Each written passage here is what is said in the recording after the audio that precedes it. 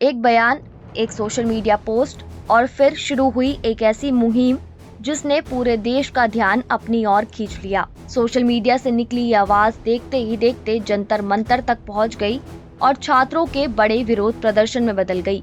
आंदोलन इतना बड़ा हो गया कि इसके बाद केंद्रीय शिक्षा मंत्री धर्मेंद्र प्रधान ने अपने पद से इस्तीफा दे दिया। लेकिन इस आंदोलन को राष्ट्रीय चर्चा तक पहुंचाने के पीछे सिर्फ भीड़ नहीं, बल्कि 4 ऐसे चेहरे भी थे जिन्होंने अलग अलग जिम्मेदारियां संभालकर इसे नई दिशा दी। मई में चीफ जस्टिस सूर्यकांत की कॉकरोच टिप्पणी सोशल मीडिया पर चर्चा का विषय बनी। इसी दौरान अभिजीत दिपके ने एक पोस्ट लिखी जिसमें उन्होंने सवाल किया कि अगर कॉकरोच कहे जा रहे सभी युवा एकजुट हो जाएं तो क्या होगा।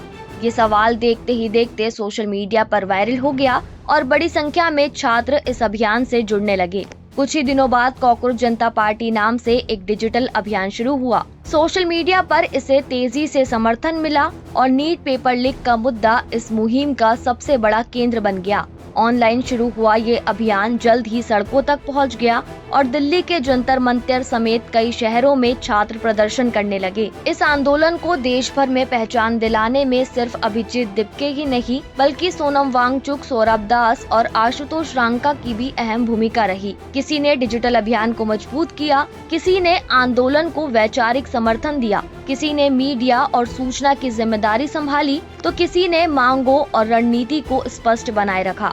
अभिजीत दिपके ने सोशल मीडिया के जरिए छात्रों को जोड़ने और डिजिटल कैंपेन को आगे बढ़ाने में अहम भूमिका निभाई। ऑनलाइन शुरू हुई मुहिम को जमीनी स्तर तक पहुंचाने के लिए युवकों की टीम बनाई गई और अलग अलग राज्यों के छात्रों को एक मंच पर लाने की कोशिश की गई।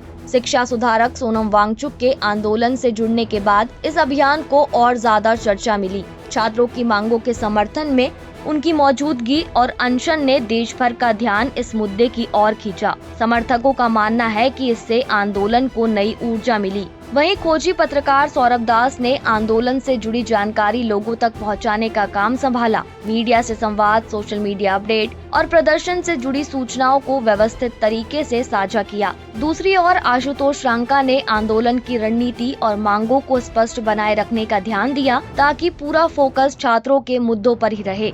सोशल मीडिया की ताकत, हजारों छात्रों की भागीदारी और इन 4 चेहरों की अलग अलग भूमिकाओं ने इस आंदोलन को राष्ट्रीय चर्चा का विषय बना दिया। हालांकि आंदोलन की कई बातों और दावों को लेकर अलग अलग पक्ष की अपनी अपनी राय है, लेकिन इतना तय है कि जंतर मंतर से उठी ये आवाज लंबे समय तक देश की राजनीति और शिक्षा व्यवस्था पर चर्चा का हिस्सा बनी रहेगी।